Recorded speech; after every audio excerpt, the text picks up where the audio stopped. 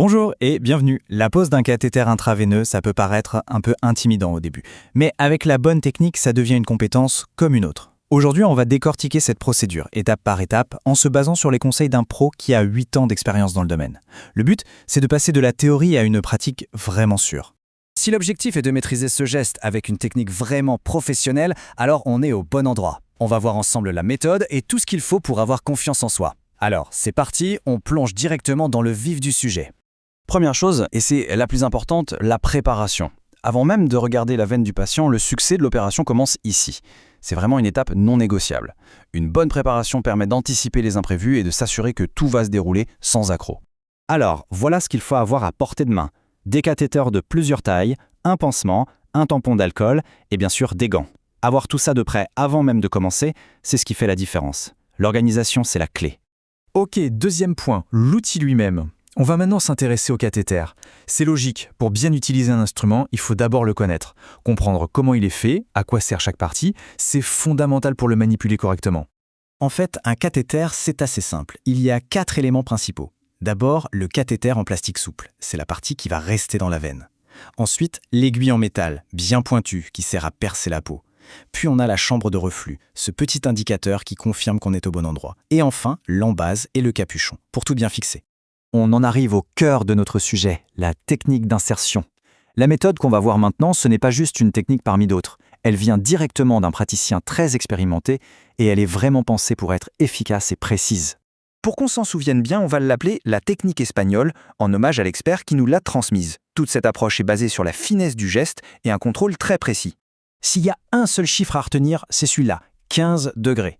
C'est l'angle parfait pour insérer l'aiguille.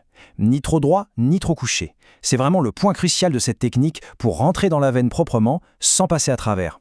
C'est la question que tout le monde se pose à ce moment précis. Comment être certain qu'on est bien placé? Eh bien, il y a un signe qui ne trompe absolument pas. Et là voilà, la réponse, le reflux sanguin. Quand on voit cette petite goutte de sang apparaître dans la chambre de reflux, c'est la confirmation visuelle. C'est le signal qui dit « c'est bon, on y est ». Et c'est là qu'on peut passer à la suite. Alors, décortiquons la séquence. D'abord, on stabilise bien la veine en tendant la peau. Ensuite, on pique à 15 degrés. Dès qu'on voit le reflux sanguin, on arrête tout de suite de pousser l'aiguille et on avance doucement juste le cathéter en plastique. Une fois qu'il est en place, on retire l'aiguille en métal. C'est seulement là qu'on enlève le garrot et pour finir, on visse le petit capuchon blanc. L'insertion est réussie, super, mais le travail n'est pas tout à fait terminé.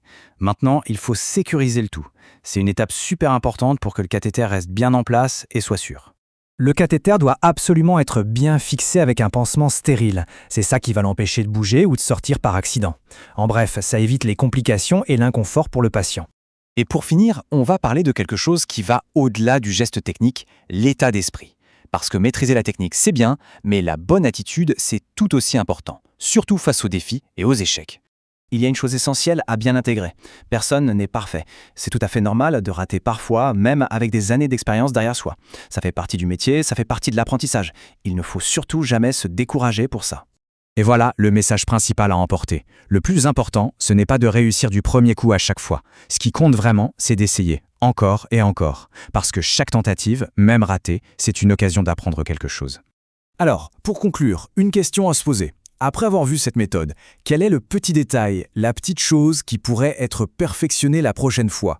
Parce qu'au fond, la maîtrise, c'est un chemin, ce n'est pas une destination finale.